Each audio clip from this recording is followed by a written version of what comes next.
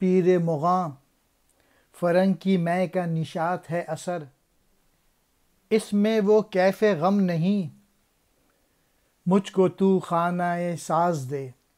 اے ساقی یہ بات تسلیم کر لے کہ انگریزی تہذیب میں بظاہر بہت مسرت اور خوشی نظر آتی ہے، لیکن یہ ضروری ہے کہ اپنی قومی تہذیب سے آشنا رہے۔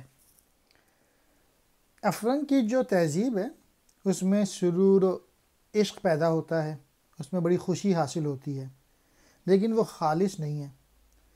اقبال کو تو ایسی خالص بلیف چاہیے جو کہ دل میں سوز و گداز پیدا کریں، جو انسان کو اس کے اصل مالک کے قریب کر دے۔